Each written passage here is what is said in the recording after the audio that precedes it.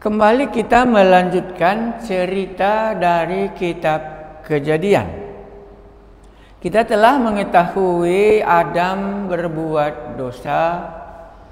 Dosa Adam yang paling kita lihat adalah bukan dosa tingkah laku, tetapi dia dosa menolak kebenaran Allah, tetapi menerima kebenaran yang diajarkan oleh si ular itu. Maka aplikasinya bagi kita hari ini, kita bisa mendengar kebenaran yang dari Tuhan Allah, kita tolak dan kita menerima kebohongan yang disampaikan oleh ular. Resikonya akan Adam dan Hawa mengalami kematian dan bumi menjadi terkutuk. Dari Adam dan Hawa maka lahirlah si Kain dan si Habil. Si Kain dan si Habil ini entah dari mana pemikiran mereka, tapi mereka tahu bagaimana memberikan persembahan kepada Allah. Untuk itulah kita baca, mari kita berdoa dulu. Satu hal yang baru dalam hidup kitab Kejadian, di mana si Kain dan si Habil membawa persembahannya kepada Tuhan Allah. Inilah yang menjadi renungan kami. Buatlah kami dapat mengerti kenapa harus ada persembahan si Kain sama si Habil. Berbicaralah Tuhan kepada kami sehingga kami dapat mengerti posisi persembahan. Terpujilah namamu yang mengajari kami. Dalam nama Tuhan Yesus kami berdoa. Amin. Kejadian pasal 4 ayat yang pertama sampai ayat 16 menceritakan si Kain dan si Habil membawa persembahan. Inilah anak si Adam. Dua laki-laki, si Kain yang paling tua dan si Habil. Sebelum kita baca, boleh kita memikirkan kenapa anaknya si Adam ini kok sudah belajar tentang memberi persembahan kepada Tuhan Allah. Apakah Tuhan Allah perlu? Apakah Tuhan Allah kekurangan? Pasti jawab kita, Tuhan Allah menciptakan segala sesuatu dan dia belum pernah kekurangan apapun. Karena itu kita mencoba membacanya. Why? Mengapa manusia pertama ini membawa persembahan kepada Allah? Kemudian manusia itu bersetubuh dengan Hawa, istrinya, dan mengandunglah perempuan itu lalu melahirkan Kain. Maka kata perempuan itu, aku telah mendapat seorang anak laki-laki dengan pertolongan Tuhan. Masih ada keluar iman pengakuan si Hawa, pengakuan si Adam, bahwa anak yang dia terima itu, aku telah mendapat seorang anak laki-laki dengan pertolongan Tuhan. Boleh kita ingat cerita Adam bagaimana bisa hidup karena pertolongan Allah memberikan nafas kehidupan kepadanya. Iman ini ada di dalam Adam dan Hawa. Kemudian manusia itu bersetubuh dengan Hawa, istrinya, dan mengandunglah perempuan itu, lalu melahirkan Kain. Maka kata perempuan itu, aku telah mendapat seorang anak laki-laki dengan pertolongan Tuhan. Hadir Tuhan di dalam keluarga si Adam dan si Hawa, dan si Hawa mengungkapkannya. Anak ini jadi karena pertolongan yang diberikan oleh Tuhan. Imannya masih mengakui walaupun dia sudah berdosa, tapi anak lahir karena pertolongan Tuhan. Selanjutnya dilahirkannya Habil adik si Kain. Dan Habil menjadi gembala kambing domba, Kain menjadi petani.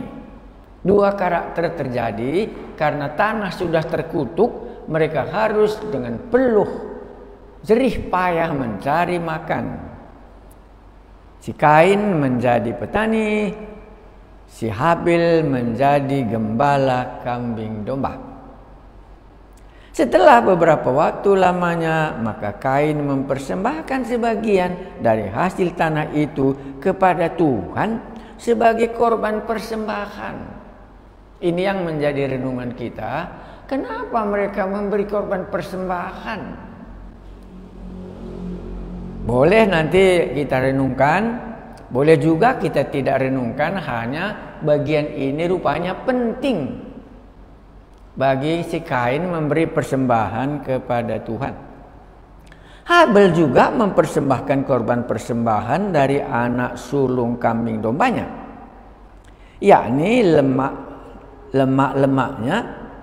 Maka Tuhan mengindahkan Habil dan korban persembahannya itu.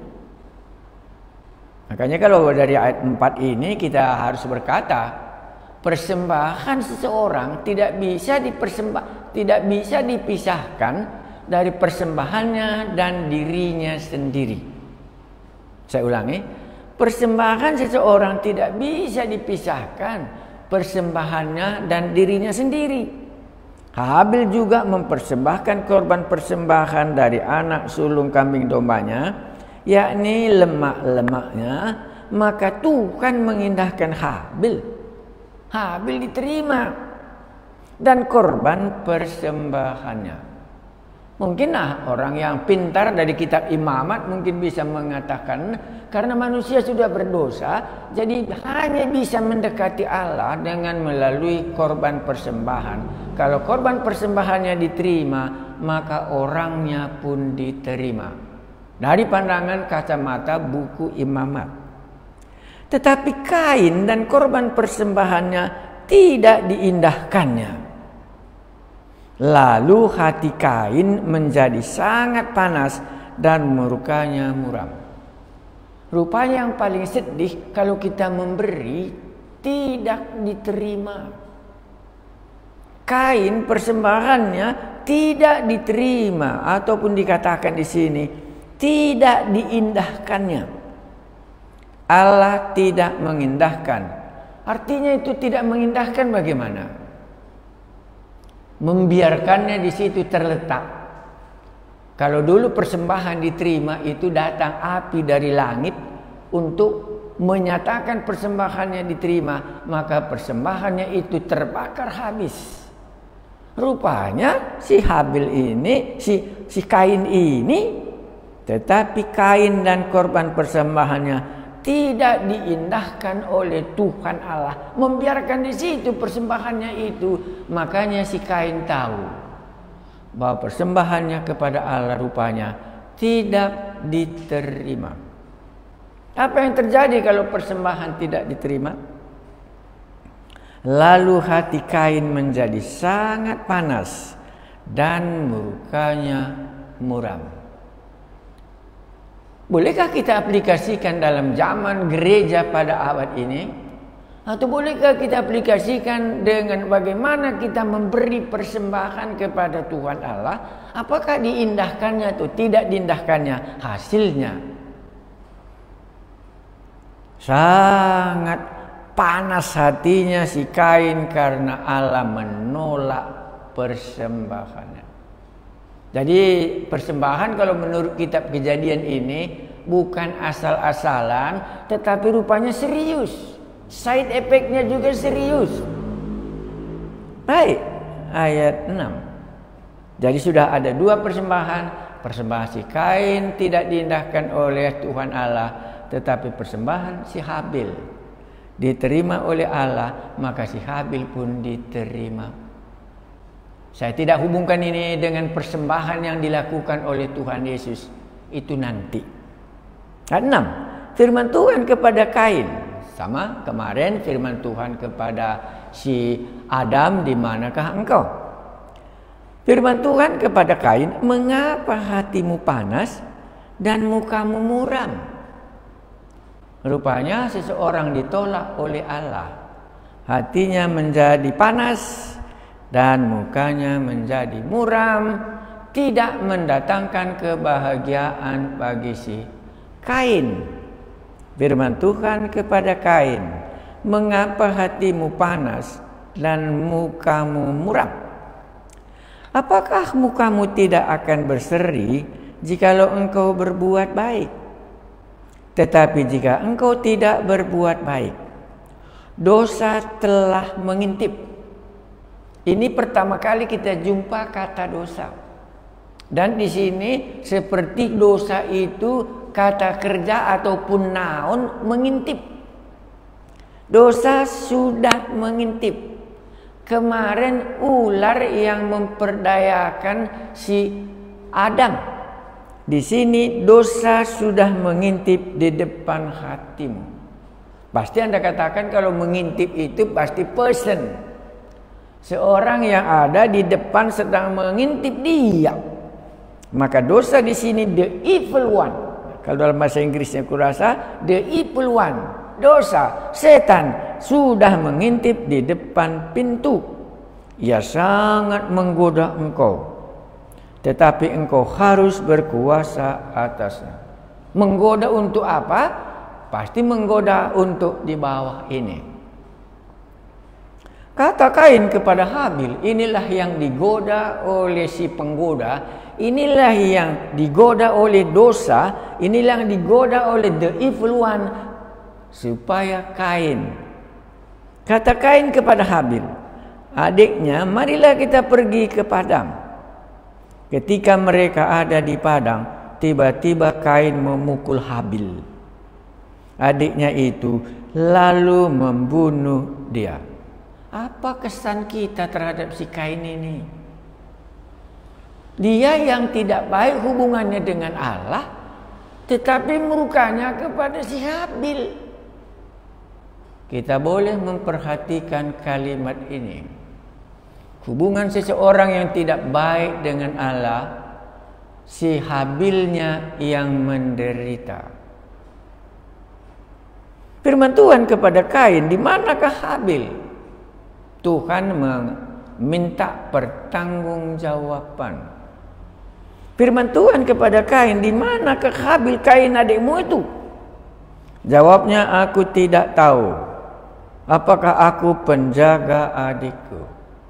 Dia tidak mengakui kesalahannya, telah membunuh Habil. Firman-Nya, apakah yang telah kau perbuat ini? Darah adikmu itu berteriak kepada aku dari tanah. Ini muncul kata darah.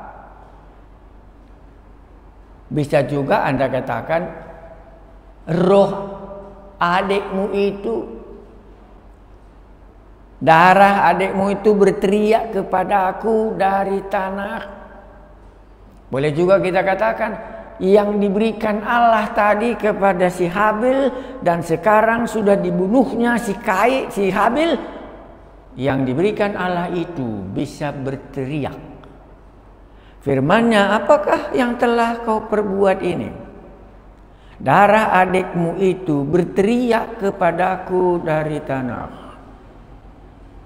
Dari semua yang kita lakukan kepada manusia, Tuhan Allah akan menuntut pertanggungjawaban. Karena orang yang sudah meninggal ini tadi, yang dibunuh oleh si Habil, si Kain, sekarang melapor. Maka sekarang terkutuklah engkau, terbuang jauh dari tanah yang mengangakkan mulutnya untuk menerima dari adikmu itu dari tanganmu. Semakin banyak dosa, semakin banyaklah terkutuk tanah ini di mana si Kain hidup. Di sini dosa si Kain sudah hubungannya dengan sesama manusia. Dosa si Adam hubungannya dengan tidak mempercayai apa yang dikatakan oleh Allah. Apabila engkau mengusahakan tanah itu, maka tanah itu tidak akan memberikan hasil sepenuhnya lagi kepadamu. Engkau menjadi seorang pelarian dan pengembara di bumi. Kesengsaraan tambah kesengsaraan, dosa ditambah dosa, maka kesulitan dan kedurjanaan semakin besar di bumi. Maka manusia tahu bahwa akibat dosanya inilah. Maka Tuhan katakan, terkutuklah apabila engkau mengusahakan tanah itu, maka tanah itu tidak akan memberikan hasil sepenuhnya lagi kepadamu. Engkau menjadi seorang pelarian dan penggembara di bumi. Tidak ada ketenangan, maksudnya dari satu tempat pindah ke tempat lain, dari satu lain tempat ke pindah yang lain, menunjukkan ketakutan kemanapun tidak ada kedamaian. Mungkin Anda bisa melihat cerita ini dalam pengalaman saudara yang bisa berpindah-pindah dimanapun tidak ada ketenangan lagi, dan dimanapun sudah mendatangkan kesusahan karena dosa tambah dosa, dosa menambah kutuknya di bumi ini. 13. Kata Kain kepada Tuhan, kata Kain kepada Tuhan. Kita harus memperhatikan itu. Sesudah pun Kain membunuh Habil, Allah masih menjumpai kita. Kata Kain kepada Tuhan, hukumanku ini lebih besar daripada yang dapat kutanggung. Kain berdialog dengan Tuhan Allah karena beban yang sudah diberikan oleh Allah kepadanya terlalu berat. Kata Kain kepada Tuhan, mereka masih bisa mendiskusikannya. Hukumanku itu lebih besar daripada yang dapat kutanggung. Engkau menghalau aku sekarang dari tanah ini, dan aku akan tersembunyi dari hadapanmu. Rupanya kalau dihalau artinya diusir dari hadirat Allah. Karena kita tahu hanya dekat Allah saja aku tenang. Engkau menghalau aku sekarang dari tanah ini, dan aku akan tersembunyi dari hadapanmu. Seolah-olah Tuhan tidak memperhatikan lagi. Itu artinya, engkau menghalau aku sekarang dari tanah ini, dan aku akan tersembunyi dari hadapanmu. Tidak lagi dipandang oleh Allah. Sekarang pelarian dan penggembara di bumi.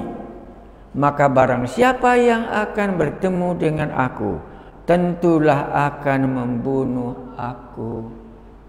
Hukum karma sudah muncul di dalam hati si Kain. Hukum karma sudah muncul di dalam hati si Kain. Kalau tadi dia membunuh si Habil, sekarang keluar dari mulutnya sendiri. Seorang pelarian dan pengembara di bumi, maka barang siapa yang akan bertemu dengan aku, tentulah ia akan membunuh aku.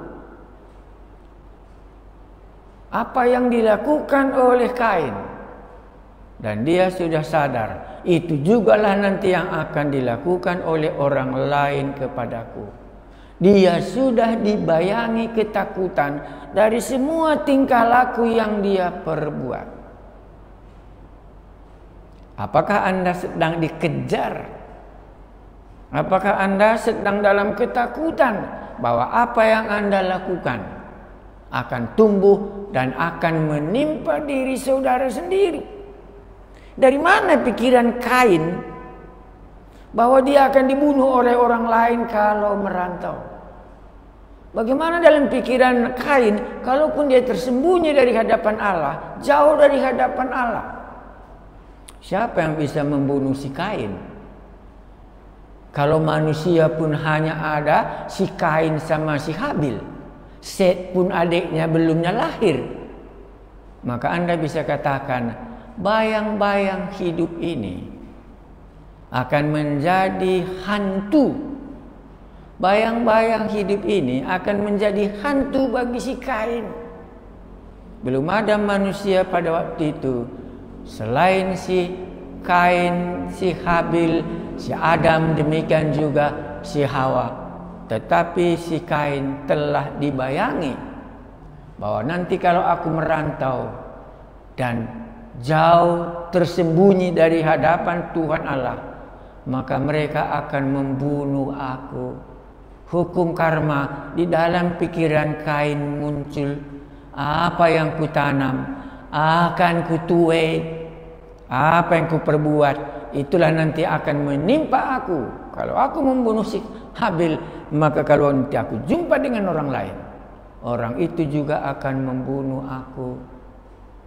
Kalau hidup Anda sedang dibayangi dengan apa yang Anda sudah lakukan, berarti Anda dalam posisi Kain dalam zaman ini.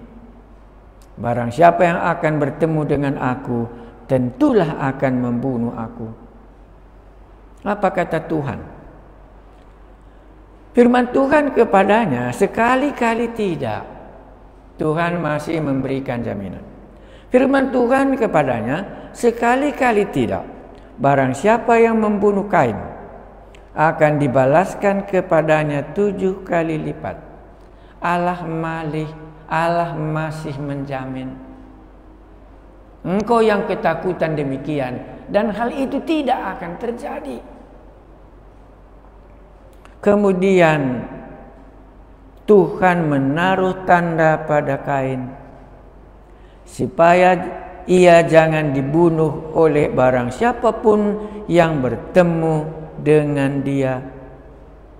Tuhan menaruh tanda supaya kalaupun jumpa dengan manusia entah kapan, mungkin ditulisnya di depan mukanya si Kain ini jangan kamu bunuh.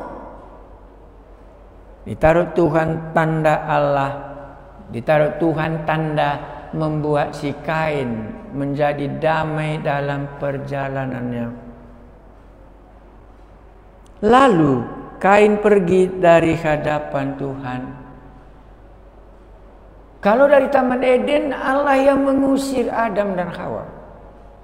Tetapi dalam cerita kita bagian ini, lalu Kain pergi dari hadapan Tuhan Allah, dan ia menetap di tanah Nob, di sebelah timur Eden.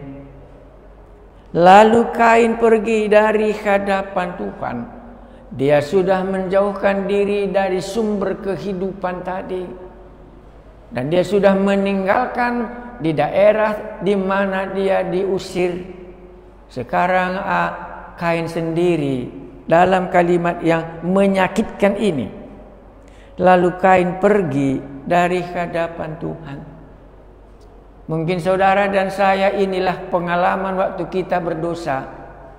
Kita pergi dari hadapan Tuhan dan mencari Tuhan yang bukan Tuhan. Kita pergi, akhirnya kita jauh, dan kita membuat Allah-Allah kita sendiri. Kepada siapa kita akan bernaung? Kalau Anda sudah meninggalkan Tuhan, mungkin Andalah dalam cerita si Kain ini, maka Andalah Kain, di mana Anda telah meninggalkannya karena titik persoalan persembahan Habil yang tidak diterima. Jadi walaupun kita mungkin anggap ringan dalam persembahan boleh, tapi persembahan resikonya jauh lebih besar yang kita tahu. Kenapa Kain begitu serius menanggapi persembahan yang ditolak oleh Allah sampai dia membunuh adiknya si Habil, walaupun si Habil tidak ada kesalahannya. Maka dalam cerita ini, persembahan yang tidak sampai kepada Allah lah dasar kebencian Kain untuk membunuh Habil. Maka secara renungan bagi kita, apakah persembahan kita diterima oleh Allah? Kalau persembahan kita tidak diterima oleh Allah, maka samalah kita dengan Kain. Hati kita panas dan muka kita menjadi muram. Mari kita berdoa. Kami mungkin merasa sepele dalam persembahan, tetapi dalam cerita Kain dan Habil ini merupakan serius. kalau kami tidak diterima persembahan kami, maka rupanya Tuhan juga menolak kami. Kalau Kain persembahannya ditolak, maka Tuhan Allah juga tidak mengindahkan si Kain. Tapi si Habil berkenan di hadapan Tuhan Allah, maka si Habil diterima.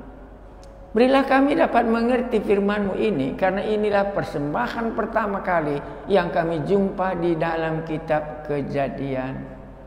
Terima kasih Tuhan kami Yesus, kami telah merenungkan persembahan dalam si Kain dan si Habil. Dalam nama Tuhan Yesus kami berdoa. Amin.